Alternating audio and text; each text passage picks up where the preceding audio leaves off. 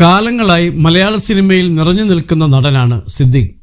വ്യത്യസ്ത വേഷങ്ങളുടെ ഭാഗമായിട്ടുള്ള അദ്ദേഹം ഏതു തരത്തിലുള്ള കഥാപാത്രങ്ങളും ചെയ്തു ഫലിപ്പിക്കാറുണ്ട്. മമ്മൂട്ടി, മോഹൻലാൽ തുടങ്ങിയ താരങ്ങളുടെ എല്ലാം പ്രധാന വില്ലനായി ഒരുപാട് വട്ടം സിദ്ദിഖ് അഭിനയിച്ചിട്ടുണ്ട്. പോക്കിരി രാജ എന്ന ചിത്രത്തിൽ മമ്മൂട്ടിയുടെ വില്ലൻ കഥാപാത്രമായി എത്തിയത് സിദ്ദിഖായിരുന്നു. എന്നാൽ ചിത്രത്തിന് മുൻപ് തുടർച്ചയായി ഇരുവരും ഒന്നിച്ച് അഭിനയിച്ച സിനിമകൾ ഉണ്ടായിരുന്നത് കാരണം തങ്ങൾ വീണ്ടും ഇങ്ങനെ സിനിമ ചെയ്താൽ ശരിയാവില്ലെന്ന് മമ്മൂട്ടി പറഞ്ഞെന്നാണ് സിദ്ദിഖ് പറയുന്നത്. പോക്കിരി രാജയുടെ ചർച്ച നടന്നപ്പോൾ മമ്മൂട്ടിക്ക് പകരം മോഹൻലാലിനെ നായകനാക്കാൻ താൻ പറഞ്ഞതാണെന്നും സിദ്ദിഖ് പറയുന്നു. ബിഹൈൻഡ് വുഡ്സിനോട് സംസാരിക്കുകയാണ് അദ്ദേഹം.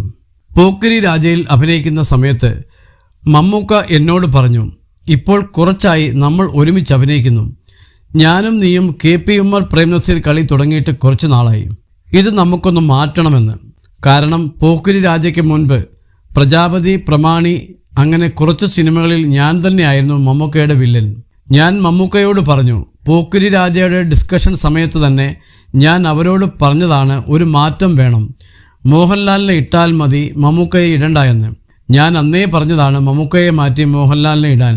പക്ഷേ അവർ കേൾക്കുന്നില്ല. അവർക്ക് മമ്മൂക്കയെ തന്നെ വേണമെന്ന് പറയുമ്പോൾ ഞാൻ എന്ത് ചെയ്യാനാണ്? തുടർച്ചയായി മമ്മൂക്കയുടെ വില്ലൻ, മോഹൻലാലിൻ്റെ വില്ലൻ അങ്ങനെ അഭിനയിക്കാൻ കഴിയില്ല. വ്യത്യസ്ത വേഷങ്ങൾ ചെയ്യുന്ന നടനാണെന്ന് അപ്പോൾ പ്രേക്ഷകർക്ക് തോന്നില്ല. നമ്മളല്ല ചൂസ് ചെയ്യുന്നത്, സംവിധായകരും എഴുത്തുകാരും നമ്മളെയാണ് ചൂസ് ചെയ്യേണ്ടത്, സിദ്ദിഖ് പറയുന്നു.